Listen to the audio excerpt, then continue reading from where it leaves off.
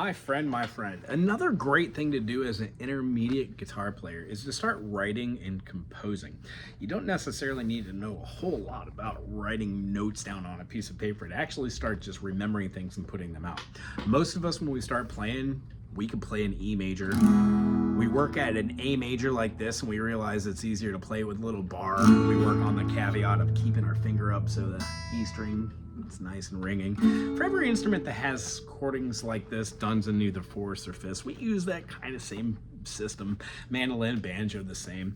When playing stuff like a G major, sometimes we'll play it backwards so we can get to an A minor easier rather than doing a big jump. Sometimes it's easier just to do this. Yeah, so we practice that over and over again. Boring, yeah. And then maybe we would try like a G major 7. And then to an A minor to see how that sounds, or like a G dominant 7th to an A minor. This allows us to know what different tones feel like for songwriting, knowing that you don't necessarily have to just play the one triad. You could try to hear what like a D major, or a D augmented, or a D6. Sounds like a B minor. Or like a D minor, or a D diminished. Nice. So the idea is we did it augmented, yeah. So there's lots of different tones that we could find from just one stable root, taking the 1, 3, 5 and then changing that so you could have inversions, like putting a different note on the bottom. So if we were to have like a D major here with a D on the bottom, what would that sound like if I were to take that same two notes, the D, and then having the, the A, and then instead of having like our low D, put in the F sharp there. That's our third. That would be, there you go, that's our first inversion, right? Because it has the F sharp, D, F sharp, A of that triad. When moving these chords around, we find that sometimes we can play chords that we've always known, like a D major, using the A shape. And then a big old bar chord. Well, the lowest note is an A. That makes this a second inversion. It's still a D major, but the lowest note we hear is an A. So what we do is we work on maybe finger note muting, so we can still get a D major with that D.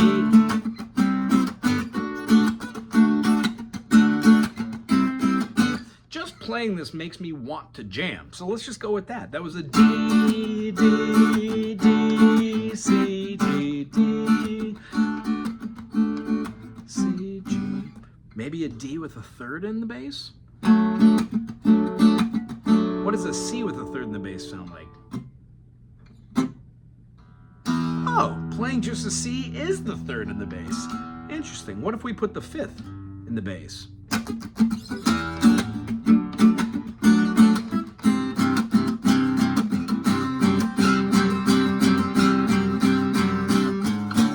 Who knows? Sky's the limit as far as ideas and creativity. What we want to do is be able to chart this. So if you were to write something like this, the first thing would define the chords. D major, C major, and G major. Are those chords in the same key? So I would write D, C, and then G. When I write down D, C, and G, I would write out D, E, F sharp, G, A, B, C sharp, and D. Moving on to the C, I would play C, E, D, F, G, A, B, and then back to C. And then for G, I would say G, A, B, C, D, E, F sharp, G. I would take an analyzation look at it. D major, E minor, F sharp minor, G major, A major, B minor, and then C sharp diminished. I know that there's no C sharp diminished in the key of C. I also know there's no C sharp diminished in the key of G. So I'm going to flatten that C sharp to a C, making in D major, D, E, F sharp, G, A, B, C. If we do that, it's just called a backdoor resolution. That's my first clue that now I can start playing a different mode over all D, and I can keep C major, but now I've got an F sharp. Well, if I continue to keep that major third, which I should, I would have C Lydian. And then if I play G major, I now have just G major. So when I alter D to play D Mixolydian, I alter C to play C Lydian, and G major just to play G major Ionian. Those three modes could be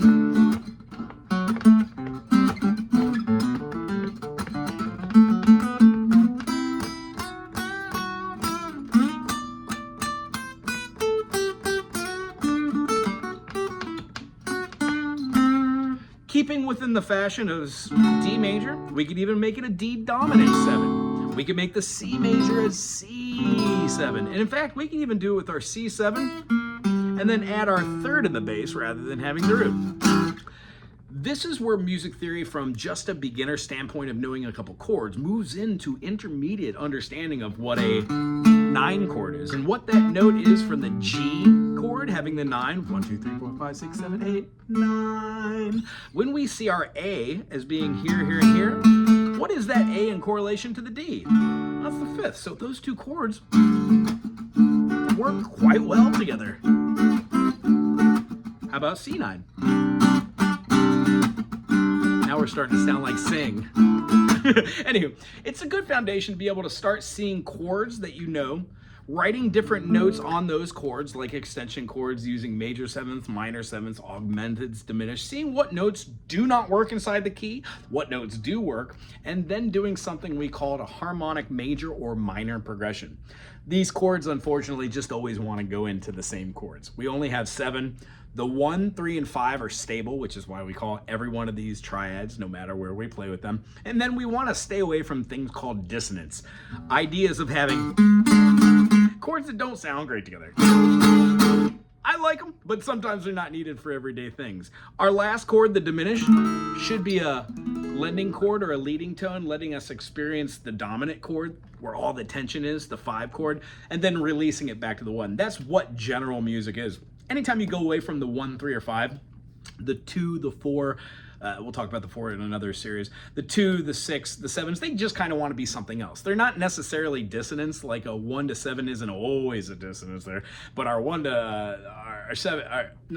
our 1 to 5 isn't always a dissonance, but if we augment that 5 to go up a half step, it most definitely is. That's what we feel as being an augmented chord. It builds tension. So the kind of concept is, you stack all these concepts together, you get a little vocabulary, and you start writing. Last night I wrote a little tune, I'll just share it, why not? A minor, super simple, and then I'm doing what we consider like a B half diminished 7. It looks like the D, and I'm working it all the way down and putting a pinky and not really playing the outside notes. And then moving these two, so it looks like the beginning of like a C major, but the fingers just flow, boom. Now watch how this feels going from silky smooth. A minor, B half diminished 7, B diminished 7. And then we're gonna be going maybe to like a C major, to a D minor, back again. Who knows where we want to go with this? The idea is when you write down a couple notes and chords, I could revisit those 3 notes in a week from now and still pick up A minor and go, ooh, that's great, and then go with that. So are you writing the best song you've ever written? No. But do you write every day? Absolutely. If you have questions about how to write out chords, check out some of my videos on how to name notes, what intervals are, and always check out the Ask a Wago series that talks about circle fifths and how to start describing these things on your instrument. Lastly, the last couple of these series talked about notes. Please tell me that you're doing your scales over and over again and that you know that they don't have to stay in C. C, D, E, F, G, A, B, C does not have to stay at C. It could go to E flat, F, G, A flat, B flat, C, D. These are still major chords. They just have different notes. But the notes themselves are still harmonies that we know and love. Anyway, I really enjoyed this one. If you like what I do, thumbs up, put something cool in the comment section, and we'll see you for our next session. Aloha.